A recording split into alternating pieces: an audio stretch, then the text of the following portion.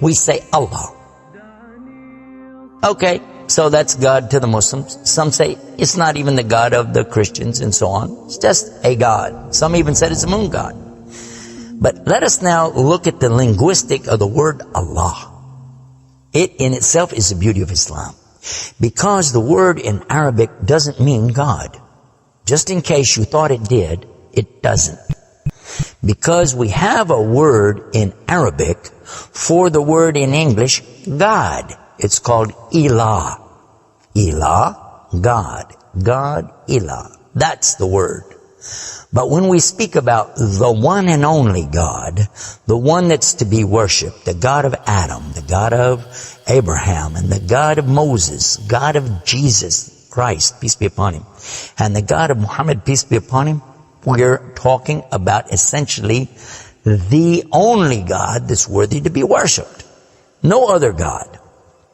Now, what would be the proof for this? I realize that we have a lot of detractors who will say, no, it's not true, I don't believe it. Let's get a proof from the English translation of the Bible. That's a good place to start. Around the earth, there are many hotels and motels. And almost every one of them that you go to, there's a drawer beside the bed that when you open it up, you'll find a book in there and you'll take it out. Now, what is that book? And you already know the answer. It's the Bible. It's the Gideon publication of the King James Version of the Bible. The Gideons are very proud of it because they've translated it into so many languages. If you'll turn a few pages right in the beginning, you'll find examples of the translation to Chinese and Korean and into Urdu, the language of Pakistan. You'll find it into Tamil. You'll find it translated into Afrikaans language, which happens to be the first. And the second language translated to is Arabiya, Arabic. And there is an example of each one of these languages from the verse in the Gospel of John, chapter 3, verse 16. And you know it very well. For God so loved the world. That's how it begins. And if you look in the Arabic language, the example that they gave in that Bible, it says Allah. Allah. That's what it says. For Allah so loved the world. So if it's not the same God, then why? All over the entire earth, everywhere I go, I find this exact same word being used in the Bible of the Christians. Now you might say, what about the Old Testament? Well, just in case you would like to check it out, you can obtain a copy of this from our website. It's called The Beauties of Islam. Let me spell it out for you. It starts with B, beautiesofislam.com. Go there and see for yourself. The example is right there. Page 1 of the book of Genesis, of the very beginning of the Quran. Page 1 has 17 verses. And there's the word Allah. Alif, Lam, Ha, 17 times. So just as it's the God for the children of Israel in Arabic language, and it's the God for the Arabs who are Christians, it's also the same God for the Muslims. The word is Allah. Why Allah? Why is it important to have this particular word, and why don't we have it in English? Now, I want to come to the etymology of the word. It comes from the word Ilah, and Ilah means God. But God is defined as what? Anything that's worshipped, whether it be something you can see or you don't see. Something you can touch or not touch, something that you can hear or not hear. A God could be anything. A God could be a rock, a stick, a stone, a bone. A God could be something that you could make with your hands. A God can be something you could use your imagination for. It could be a human being. A God could be anything. G-O-D, God could be anything. But there is no word in English for Allah. So when you translate the word Allah to be God, you've actually diminished the meaning of Allah. That's why whenever you translate the Bible from English to Arabic, you need to use the word Allah instead of God with a big G, which now gives us a clue to the problem. In the English language, they only have one word, God. Little G-O-D. It means something worshipped. It could be idols, images, pictures, statues. It could be human beings. It could be anything.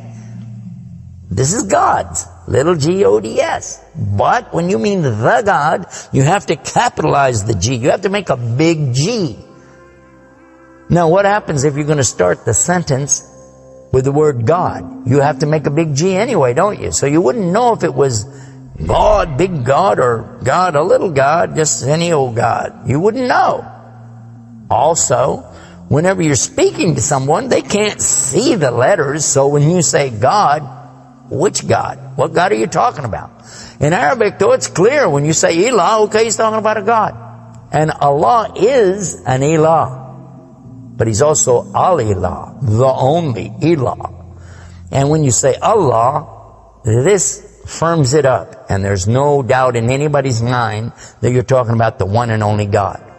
The word Allah in the Arabic language cannot be made plural. There can't be more than one. Okay, that perfectly fits the unique God of the believers, because there's not more than one. He's only one. There's no God beside God. Second point is this. It can't be made female or male. There's no gender to the word. In Arabic, all the words have gender. All words have gender. But this particular word is only having gender because of the Arabic language, not because Allah has gender. I'll give you an example. It always says like Allahu. This means Allah, He is. But when we say He, it's out of respect for Allah, because Allah is without gender, because He's not like His creation. Not male, not female. Additionally, we find that the examples in Quran, for instance, when Allah is talking about Himself, you'll find it says Nahnu. Nahnu means we. And Allah refers to Himself as Nahnu. He also says khalaqna. He says khalaqna. What does that mean? He's saying that we created. And throughout the Quran you find Allah referring to Himself as we, our, and us. And right away you're going to say, okay, if that's not plural, then what is?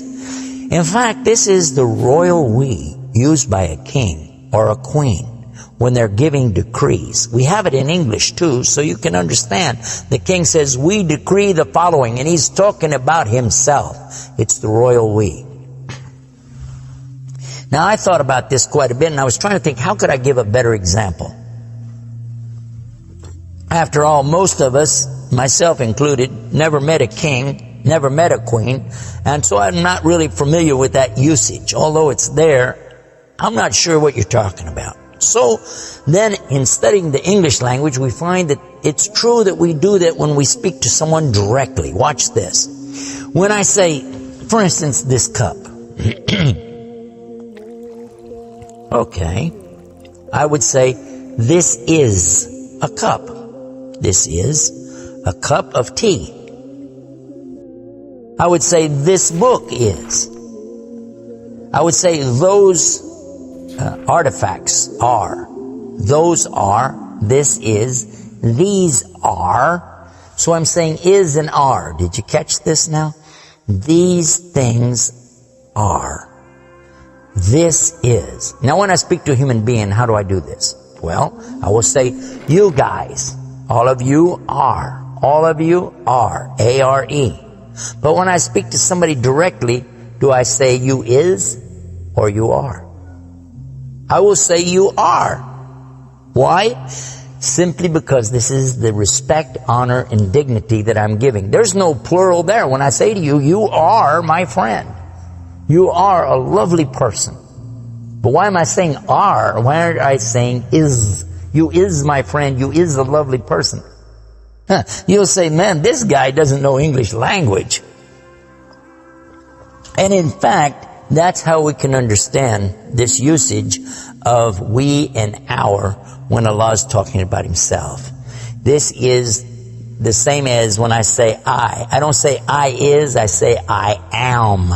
And again, it's to show the, not plural, but rather the specific nobility, dignity, and honor that you give to the one who's speaking about himself and to the one he's speaking to. And in the same way, that's exactly what Allah is doing when He says nahnu and khalaqna and other examples throughout the Quran. So now what we've learned is that Allah's name itself is the perfect name for Allah. It is something that is so fantastic to describe who He is and who He isn't. The one and only God. There is none other like Him, nothing like unto Him, Allah, and at the same time, the dignity, the royalty, the honor that's due Him is contained in His name. Not like anything else, not male, not female, and yet He is the all Allah, the only God.